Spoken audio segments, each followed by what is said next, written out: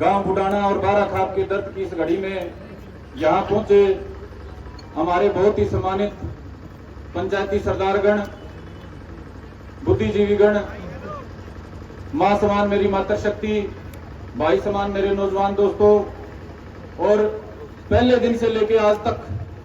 हमारे इस दर्द की घड़ी में हमारे साथ कंधे से कंधा मिला के खड़े हमारे तमाम पत्रकार, छायाकार, यूट्यूबर साथियों,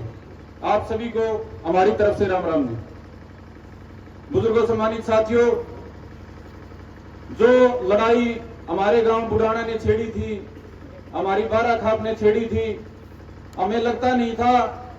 कि एक दिन पूरे समाज को इकट्ठा होना पड़ेगा, क्योंकि कातिल को पकड़ना, कातिल को सजा दिलाना ये पुलिस प्रशासन का काम है, सरकार का काम है,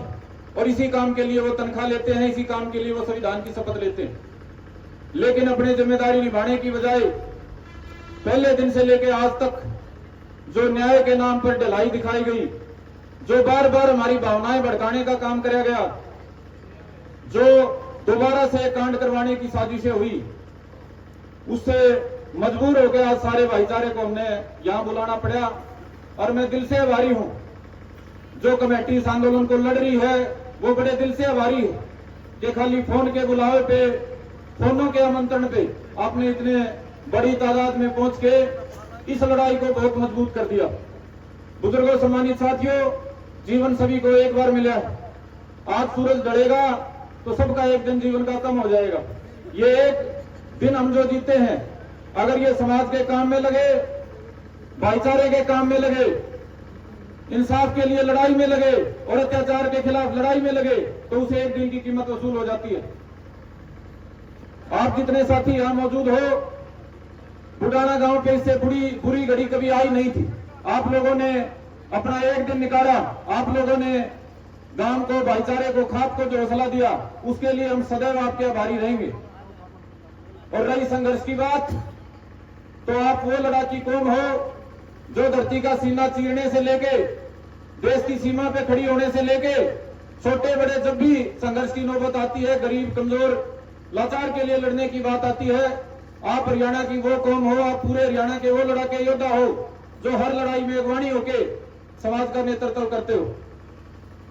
तो आप लोगों ने जो संघर्ष की मिसालें कायम की हैं, आज उसी को आगे बढ़ाने के लिए आप लोग यहां पहुंचे, आप सभी का बहुत बहुत आभार।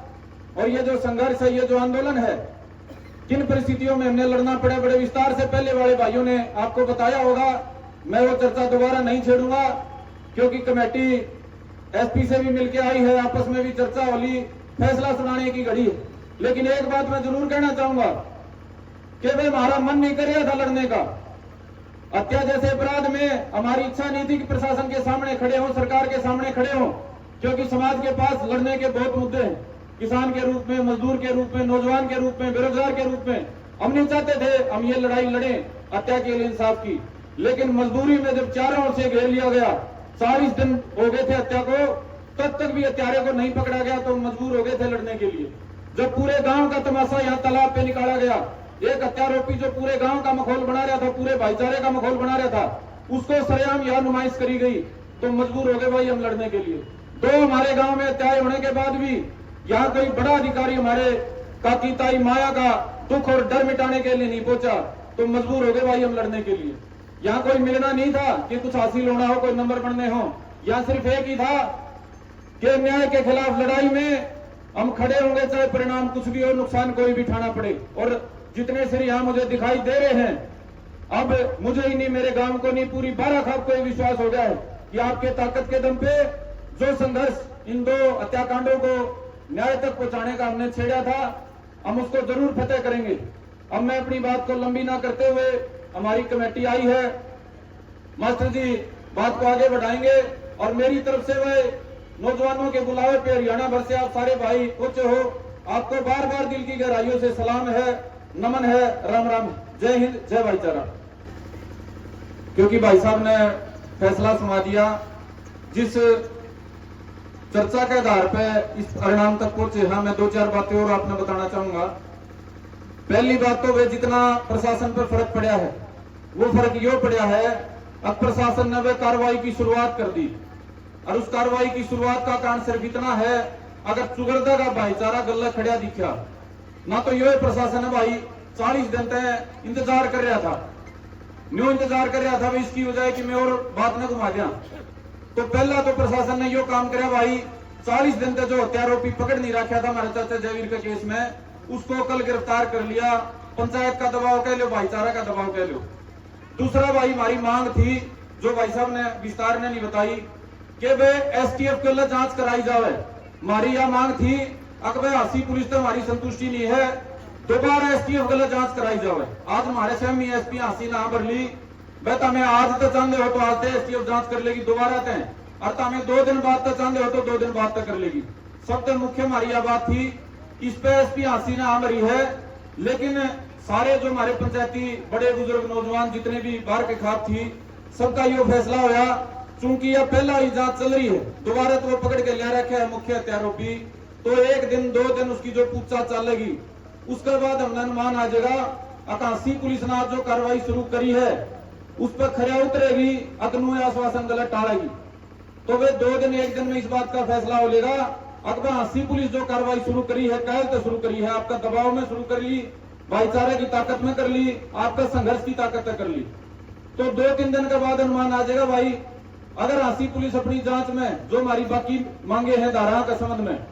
वो अगर उन पर अमल नहीं करेगी तो फिर हमें एसटीएफ की जांच करावांगे, इसमें कोई शक नहीं है भाई। दूसरी हमारी जो मांग थी भाई शस्त्र का लाइसेंस की 2 पीड़ित परिवारों की, वह है भाई उसका खातर अहम भरी है, एसपी हासी ने भरी है आपने बताऊं, और वो सिर्फ आपकी ताकत का परिणाम है। तीसरी चौथी जो बात है भाई उनके बारे में हमारे भाई साहब ने बताया कि वे जिला जो प्रशासन है डीसी के संज्ञान में बात लेनी पड़ेगी, उसके खातर वे कमेटी डीसी से मुलाकात जब भी चाहोगी कर लेगी। और कुछ बातें ऐसी हैं जो भाई साहब ने भी भीतर में रख ली और मैं भी नहीं चाहता वो आपके सामने आवे, उसके बारे में जो कमेटी है अगर जरूरत पड़ेगी तो वह और कड़ा फैसला भी लेने तैयार बैठी। आप सारे भाई समझ सको हो, अब कुछ बात इसी हो करें भाई 5-7 आदमियों में रखनी पड़ा करें, हम भी पहले जो बात होती सबके सामने कह दिया करते, जरूरी कौन इस बात का फायदा होगा। तो हमारे बड़े बुजुर्गों ने जो बात करी है, अगर प्रशासन पर दबाव बनाने खातर सरकार के पंजे लाने खातर कोई बड़ा कोई फैसला करना पड़े 2-3 दिन के भीतर तो क्या तैयार हो गए सारे उस खातर। हमने ये फैसला कराया था भाई जिस दिन शुरुआत करी ये दोबारा हमने धरना लाना पड़ा था, पहली बार प्रशासन का आश्वासन पर काम संतुष्ट हो गया था, एक फैसला कराया था, बार बार दोहराया था, फिर दोहराऊं जब तक ये सारे हत्यारोपी जेल में नहीं चले जाते हमारी सारी मांग पूरी नहीं होती। ये दोनों पीड़ित परिवार भीतर से संतुष्ट हो गए, पंचायत में नहीं कहेंगे ले हमारा पेटा भर गया, इतने यह लड़ाई चलेगी, इतना यह धरना चलेगा भाई, चाहिए 10 दिन चलो और चाहे 10 महीने चलो, और इसमें कोई भी बड़ा फैसला लेना पड़ गया तो भाई हम उम्मीद करेंगे हरियाणा का जो सभ्य समाज बुद्धिजीवी समाज इस दुख की घड़ी में हमारे गला खड़ा है वो हमें ताकत देने का काम करेगा। आप सारे भाई बुजुर्ग पहुंचे हो, उठियो ना जी, पंचायती परंपरा है, प्रधान जी जो पंचायत के हैं